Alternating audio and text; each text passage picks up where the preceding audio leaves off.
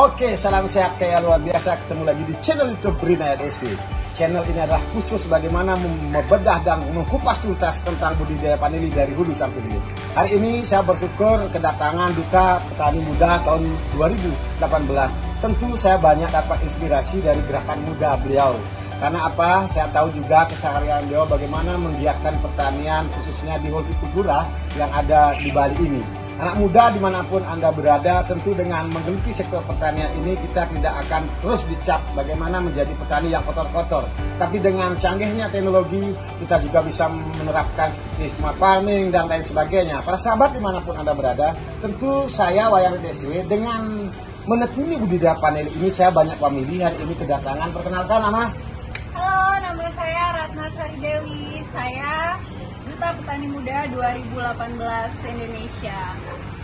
Oke para sahabat, saya Wayan Deswi mengajak kita di Bali ini adalah merupakan provinsi yang luas wilayahnya tidak seperti daerah-daerah kita yang ada di luar Bali. Tentu disinilah kita sebagai petani bagaimana kita mampu memanfaatkan lahan-lahan yang tidak produktif menjadi lahan produktif. Solusinya adalah menanam vanili para sahabat. Karena saya sendiri membuat suatu percontohan di pekarangan rumah seperti ini juga bisa nanam vanili para sahabat, karena vanili bisa ditanam di mana saja dan kapan saja, tidak harus menunggu musim hujan. Selamat sore, salam sehat kayak luar biasa. Sore ini kita lagi ada di Singaraja. Ini adalah kebun vanili, tapi ini cuma percontohan ya. Jadi ternyata vanili ini bisa dibudidayakan di lahan yang nggak luas.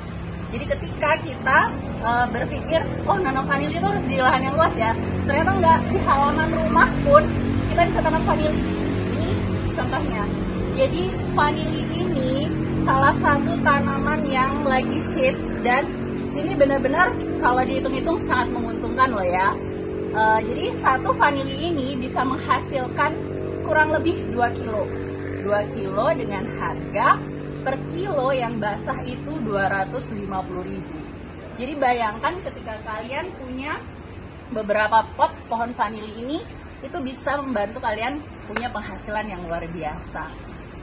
Jadi ini contoh vanili. Ini contoh vanili yang dibudidayakan di rumah. Ini ada 2, 4, 6, 8, sekitar 10 pohon. Bisa dihitung kalau satu pohon menghasilkan 2 kilo dikali 250.000 yang dalam keadaan basah, itu sudah lumayan penghasilannya. Apalagi kalau dikeringkan, dan vanili ini sudah dikembangkan di seluruh Indonesia dan sekarang di Bali juga udah banyak. Selamat pagi Pak Wayan, Pak Rinaya Channel. Bibit vanilinya udah saya terima, bahkan udah saya tanam ini. Dan lumayan ini, bagus ini, besar-besar batangnya juga tuh. Gede-gede. Batangnya gede-gede, di atas telunjuk semua ini. Terima kasih banyak ini. Kiriman dari Pak Rinaya DSW Channel. Saya dari Subang sangat berterima kasih sekali. Salam sehat kayak luar biasa. Selamat pagi para petani vanili pada khususnya dan semua petani vanili yang ada di Indonesia dan teman-teman yang sebagai profesi petani di Indonesia ini. Saya tetap akan bagaimana berusaha memberikan suatu hasil dari apa yang menjadi suatu pekerjaan pribadi saya para sahabat. Para sahabat dimanapun Anda berada, semoga di hari ini adalah hari yang baik, di mana kita sebagai petani bisa beraktivitas karena Tuhan mengasih kekayaan luar biasa, yaitu kesehatan. Nah, tutorial pada hari ini tentu saya akan sedikit menyampaikan dari masalah-masalah yang kita hadapi sebagai petani ketika musim hujan. Ada saatnya kita mengawinkan bunga vanili, dan di saat musim hujan yang begitu lebat dan juga sering, itu akan menyebabkan gugurnya bunga vanili. Ternyata ada satu hal yang menyebabkan gugurnya bunga vanili itu para sahabat, khususnya para petani vanili. Jangan kita kaget, karena alam ini sebenarnya adalah hal yang terpenting dalam hidup manusia para sahabat. Maka kita pun harus belajar dari alam. Ketika ada sesuatu, mari kita cari solusinya. Nah, di sini teman-teman saya perkenalkan bahwa vanili itu bunganya seperti ini. Dia ada beberapa, ada semacam kelopak bunga yang seperti ini, di dalamnya ada corong yang seperti ini. Tentu ketika kita mau mengawinkan bunga paneli ini, corong ini harus dibelah para sahabat. Nah teman-teman, saya kasih sedikit yang bagi belum jelas, tentu para senior jangan ketawain kami karena beliau sudah biasa melakukan kegiatan pengawinan itu para sahabat. Nah cara ngawinkannya tentu seperti ini teman-teman. Ini ditusuk di sebelah kanan. Nah ini lalu dibelah seperti ini teman-teman. Nah ini cara ngawinkannya teman-teman, seperti ini teman-teman. Ini bisa dilihat teman-teman. Nah di sini di dalam corong ini itu terdapat putik dan kepala sari para sahabat. Nah putik dan kepala sari ini adalah kepala sari. Di sini ada semacam tepung sari para sahabat. Nah ternyata dari pengamatan saya bahwa di dalam bertemunya nanti kepala sari dan kepala putih ini, sebenarnya kalau paneli kita itu sehat dan tidak kena hujan, ini ada semacam kayak perekat itu teman-teman. Nah yang menjadi kecurigaan saya dan harus kita coba pelajari bahwa ketika perekat pada kepala sari dan putih ini misalnya nanti terkena air hujan, maka itulah yang menyebabkan paneli kita bisa rontok para sahabat. Karena perekatnya itu ibarat kita punya lem kebanyakan rekatnya itu ibarat kita punya lem kebanyakan air sehingga tidak mampu menempelkan antara kepala sari dan putih ini para sahabat. Nah ini kalau kita ngawinkan teman-teman kan bisa lihat teman-teman. Nah kalau kita ngawinkan teman-teman bisa lihat ini teman-teman. Saya walaupun sendiri harus buat tutorial ini teman-teman, tidak akan menyurutkan niat saya untuk berbagi. Nah teman-teman bisa lihat. Nah teman-teman bisa lihat ya. Nah teman-teman, ini kepala sarinya ini sebenarnya di bawah ini teman-teman. Nah ini baru putihnya itu. Kenapa yang di sini? Nah ini teman-teman, karena di sini ini ada semacam, nah maksud saya ini adalah kepala sari di sini teman-teman. Nah kepala sari ini masih terganggu dengan begini putih yang di bawah ini. Nah ini yang kita angkat ke atas teman-teman. Nah sehingga dia akan masuk begini ke atas teman-teman. Nah baru kita tekan sedikit seperti ini teman-teman. Nah di sini sebenarnya ada semacam perekat kita rasakan kalau kita sering mengawinkan bunga paneli teman-teman. Nah ini teman-teman bisa lihat ya. Nah ini, nah kalau sudah perekatnya ini nanti tidak bagus sehingga dia akan tidak maksimal dia menutup ataupun menempel antara kepala sari dengan putih ini para sahabat. Nah teman-teman, ini kita mestinya seperti itu dia kalau jadi teman-teman ya. Nih, kalau begitu dia akan jadi. Nah ketika ada air hujan teman-teman, tidak tertutup kemungkinan karena curah hujan tinggi bahkan keras, ini dia akan bisa kebuka kembali teman-teman. Sehingga apa yang menjadi hal yang prinsip dalam kita mengawinkan paneli ini akan menjadi gagal teman-teman. Karena ini harus seperti ini teman-teman. Nah ini ada semacam perekat kalau bunga paneli kita sehat teman-teman. Nah ini harus diperhatikan gitu caranya teman-teman. Kalau yang pemula ya, nah ini tekan. Kalau semestinya sih ini ada di bawah kelopak bunga telunjuk kita ini yang menekan begitu teman-teman ya. Oke teman-teman, itulah beberapa hal yang bisa saya sampaikan kepada teman-teman. Kenapa ketika curah hujan itu cenderung paneli kita itu banyak yang gugur teman-teman, kayak yang seperti ini teman-teman. Karena satu, curah hujan semakin tinggi ketika dia akan mendapatkan suatu hal yang tidak biasa pada tanaman paneli kita para sahabat. Nah tentu saya juga terus belajar mengamati apa sih kendala-kendalanya. Nah, dari itu tentu kita bisa antisipasi dengan di atasnya memasang pengawinan bunga paneli teman-teman. Karena memang harus kita akui karena banyaknya benturan air hujan sehingga pengawinan bunga paneli kita tidak maksimal pertumbuhannya. Karena apa? Contoh seperti ini teman-teman. Ini kalau terus dia kena air hujan, karena di sini ada semacam persambungan seperti ini jatuh sehingga nanti grid paneli kita juga akan menyebabkan tidak begitu maksimal dan menjadi grid kecil teman-teman. Nah masih sih ada yang beli, tapi kan alangkah enaknya, alangkah baiknya kita itu bisa membuat grid yang besar. Nah inilah bahwa alam itu memang akan menjadi hal yang prioritas dalam kita melakukan budidaya dan lain sebagainya. Apalagi kita sebagai petani, para sahabat, tentu teknologi di sini sangat dibutuhkan untuk bisa mengantisipasi hal-hal seperti itu. Nah, teman-teman, itu yang bisa dapat saya sampaikan. Tentu sangat keterbatasan antara ilmu dan yang lain yang saya miliki dalam hal saya berbagi tentang cara mengamati perkembangan daripada tanaman vanili itu. Tentu teman-teman lah yang mensupport dan mengasih masukan bagi yang menonton channel saya ini. Karena saya yakin masih banyak teman-teman yang memiliki ilmu yang luar biasa, tapi belum terbukakan hatinya untuk berbagi. Karena kalau menurut saya, ilmu itu bagusnya dibagi, karena dengan dibagi itu akan merasa bermanfaat, sehingga ilmu itu memiliki arti para sahabat. Nah, tidak tertutup kemungkinan ketika kita terus tekun melakukan dan terus berbagi, tentu juga rezeki pun Tuhan pasti akan kasih para sahabat. Tidak mungkin kita melakukan sesuatu, tidak mungkin kita tanpa berbagi kita akan mendapatkan rezeki atau materi para sahabat. Contoh, kita saja misalnya kalau menjadi karyawan, tentu kita berbagi kepada bos kita waktu kita. Nah, waktu kita itulah yang kita jual sehingga bos itu membayar kita. Nah, tentu segala sesuatu ini tidak bisa kita lakukan sendiri, maka belajarlah adalah hal yang paling utama dalam hidup ini para sahabat. Dan kita tahu bersama segala yang kita lakukan itu tidak ada yang sempurna, tapi akan lebih sempurna ketika kita mau mendengar, mau juga menerima masukan dari orang lain para sahabat.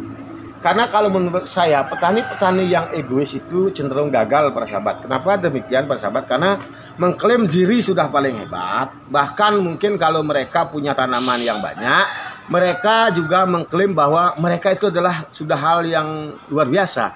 Disinilah sifat-sifat manusia yang perlu kita mulai agak koreksi, sehingga kita menjadi orang yang lebih baik, menjadi petani yang lebih baik, menjadi pekerja yang lebih baik. Karena tidak satupun sikap egois ataupun mau menang sendiri, mau kehendak kita sendiri akan bisa menjadi kaya para sahabat. Saya yakin dan percaya di berbagai referensi, bukan hanya sebagai petani para sahabat, apapun profesinya, kalau masih mengedepankan sifat egois, mau menang sendiri, enaknya kita saja dan lain sebagainya, tentu akan menutup ruang masukan dan solusi luar. Nah, tentu orang-orang seperti ini selain mereka dikasih titipan kemanjaan dari hidupnya, jadi petani sudah ayahnya mungkin nanam cengkeh yang luas atau vanili sudah hektaran, sehingga mereka itu merasa yang paling hebat para sahabat. Tentu tidak demikian para sahabat. Jadi petani, jadi manusia biasa pun kalau kebiasaan manja yang kita rawat, tentu akan merasa benar sendiri para sahabat. Karena apa? Banyak orang lain sudah melakukan hal-hal yang mungkin belum ditemui oleh orang-orang egois ini para sahabat. Sehingga banyak orang egois itu akan sering bertengkar kepada orang-orang yang sering berbagi, yang sudah pengalaman. Kenapa? Mereka kalau orang egois teman-teman, dia merasa sudah pintar tapi sesungguhnya belum pintar. Nah, disitulah akan ketika ada yang mengasih tahu dan meluruskan atas apa yang mereka jalani, tentu mereka akan tersinggung. Apalagi egois ditambah sensitif para sahabat, ini sangat luar biasa lah. Luar biasa, tidak akan bisa maju jadi apapun itu, baik jadi petani dan lain sebagainya. Nah, tentu kita harus mulai belajar bagaimana berkolaborasi, belajar sharing santai dan membangun suatu komunikasi. Karena kalau kita sensitif, tentu juga kita akan sedikit teman para sahabat. Karena kalau kita melihat bahwa kalau kita jadi petani sangat sensitif, terlalu negatif, karena kelebihan daripada membawa sensitif itu kita akan menjadi petani negatif para sahabat. Belum nanam sudah akan bilang bahwa nanti harga tidak bagus, nanti akan banyak penyakit. Nah, mindset ini yang perlu dirubah para sahabat. Janganlah kita pick mindset seperti itu. Jadilah grow mindset. Bagaimana kita menjadi petani yang terbuka. Jangan pernah kita karena yang bisa mendatangkan rezeki banyak dan materi yang banyak adalah ketika kita menjadi orang bernilai para sahabat. Walaupun IQ Anda luar biasa, sekolah Anda tinggi dan lain sebagainya, tapi ketika Anda tidak memiliki skill dan berbagi ini, tentu Anda juga kurang bernilai para sahabat. Pendidikan itu penting para sahabat bagi petani, tapi yang lebih penting bagaimana kita memiliki skill, pengalaman untuk bisa mendapatkan sesuatu di dalam hidup ini para sahabat. Para sahabat dimanapun Anda berada, tentu saya Wayan Dina DSW, selain daripada mengulas, mengkupas tuntas tentang bagaimana perkembangan tanaman panel ini, tentu banyaklah hal-hal yang saya sampaikan itu tidak berkenan, karena harap dimaklumi, karena pendidikan formal juga saya pas-pasan para sahabat, hanya bagaimana saya percaya bahwa ketika saya fokus, saya akan mendapatkan sesuatu dari apa yang saya tekuni para sahabat. Marilah kita jangan berkecil hati ketika pendidikan kita rendah, masih banyak solusi untuk bisa menjalani hidup ini. Ketika kita tekun, tidak malas, dan tentu juga kita akan menjadi orang-orang yang bisa menjalani hidup ini. Dan tentu jangan rawat kebencian, karena ketika kebencian itu dirawat, maka kita memutuskan jembatan perjalanan hidup kita, persahabatan kita kepada teman-teman yang lain para sahabat. Harap dimaklumi, saya pun adalah petani yang pas-pasan dan juga muka yang pas-pasan. Mungkin teman-teman yang sering menonton YouTube saya bosan melihat daripada muka saya, harap dimaklumi. Mungkin bisa didengar suara saya kalau suara saya itu bermanfaat. Nah, di sini saya sendiri perlu juga menyampaikan para sahabat, ketika menjadi petani-petani sukses itu dari berbagai referensi dan teman-teman saya, relasi dan delegasi yang saya temui, bahwa tidak satu pun orang sukses itu tidak memiliki satu hal yang penting para sahabat, yaitu sabar. Nah, ketika orang ini sabar, tekun melakukan dan tidak cepat marah, mereka adalah orang-orang sukses para sahabat. Kita tahu dari beberapa tokoh yang ada yang sukses seperti Yusuf Hamka, Bob Sagino, dan lain sebagainya. Orang hanya melihat pada posisi mereka di puncak para sahabat. Tapi sebelum mereka ada di puncak itu, tentu mereka banyak masalah yang mereka lewati, banyak masalah yang mungkin mereka masih dapat solusi dengan kesabaran mereka para sahabat. Jadi petani juga harus demikian para sahabat. Petani itu ada masalah penyakitnya, ada masalah harganya, dan lain sebagainya. Tentu kesabaran, tekun adalah hal yang utama, sehingga kita tinggal di negara agraris. Mari kita buat inovasi baru, mari kita tingkatkan kreativitas kita dengan seharian kita fokus pada bidang kita masing-masing. Saya merasakan bahwa dengan panel ini saya banyak famili, tentu juga dari banyak famili yang saya jumpai, tidak bisa saya memberikan hal yang terbaik bagi mereka. Tentu saya pun banyak orang yang mengenal saya, tentu karena kemampuan saya terbatas, tidak semua orang yang sudah pernah kenal dengan saya bisa saya sapa dan lain sebagainya. Mohonlah teman-teman yang suka nonton channel YouTube saya, yang suka melihat keseharian saya, logat kata saya, jangan wanti-wanti, ingatkanlah saya ketika saya tidak mengingat kalian. Karena teman yang baik adalah mengingatkan kita ketika kita tidak ingat para sahabat. Tentu di sini banyak hal-hal yang mungkin juga positif yang bisa saya sampaikan di YouTube saya, dan juga ada yang negatif.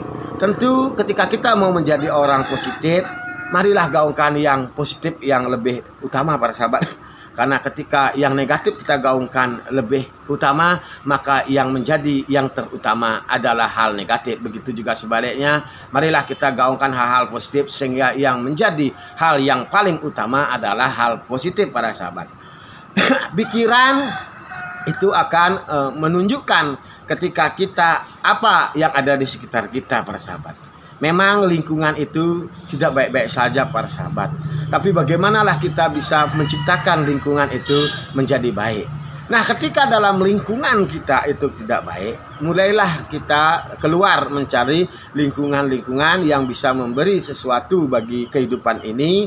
Tentu juga kita bagikan yang bermanfaat para sahabat. Karena ibarat di air kolam, ketika kolam ikannya sakit, tidak mesti harus ikan itu kita vaksin satu persatu biar sehat. Tapi bagaimana kita belajar keluarkanlah air kolam yang kotor itu dengan misalnya mencari pengalaman keluar lagi yang siapa menerima kita. Begitu juga mari kuras air itu dan ganti dengan air yang baru sehingga ikan itu mendapatkan oksigen yang baru. Begitu juga pertanian para sahabat.